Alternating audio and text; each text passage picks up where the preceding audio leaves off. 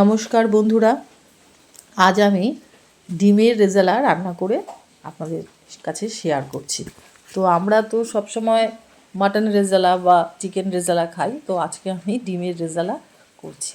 তো এখানে আমি 6টা ডিম নিয়ে সেদ্ধ করতে দিলাম, জলে দিয়ে আমি একটু নুনও দিয়ে দিলাম যাতে ডিমের খোসাটা ছাড়াতে সুবিধা হয়। এরপর আমি মিক্সার গ্রাইন্ডারে কয়েকটা কাজু আর কিছুটা পোস্ত দিয়ে ভালো করে আমি সেটাকে পেস্ট করে একটা জায়গায় রেখে দিলাম। এবার আমি ওই মিক্সার গ্রাইন্ডারেই কিছুটা কুচনো পেঁয়াজ, কয়েক কোয়া রসুন আর কিছুটা আদার টুকরো ভালো করে পেস্ট করে নিলাম।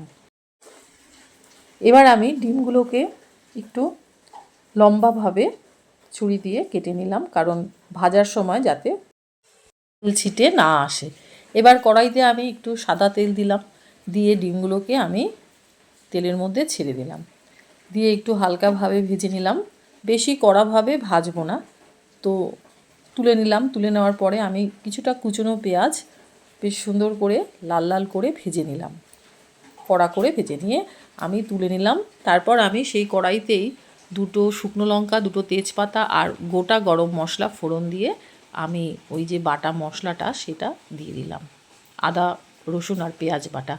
তারপর আমি ফেটিয়ে রাখা কিছুটা টক দই, এই 2 টেবিল চামচের মতন তার মধ্যে দিয়ে দিলাম, দিয়ে ভালো করে নেড়ে চেড়ে তার মধ্যে দিলাম আমি শুকনো লঙ্কার গুঁড়ো, কাশ্মীরি লঙ্কার গুঁড়ো আর কিছুটা লবণ আর কিছুটা গোলমরিচের গুঁড়ো দিয়ে দিলাম। দিয়ে নেড়ে চেড়ে আমি ওই যে পোস্ত আর কাজু বাদাম বাটা সেটা আমি ঢেলে দিলাম, দিয়ে ভালো করে নেড়ে চেড়ে মশলাটাকে সুন্দর করে কষিয়ে নিয়ে তার মধ্যে আমি বেশ খানিকটা গরম জল ঢেলে দিলাম।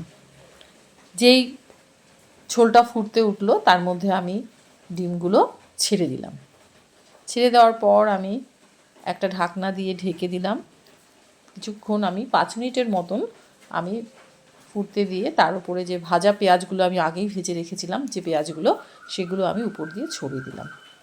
তো এইভাবে ঝোলটা অনেকটা টেনে গেছে। তারপরে আমি 1 চামচ ঘি উপর দিয়ে দিলাম আর 1 চামচ আতর আমি দিয়ে দিলাম।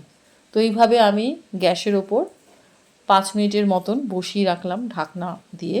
তারপর আমি গরম গরম পরিবেশন করলাম।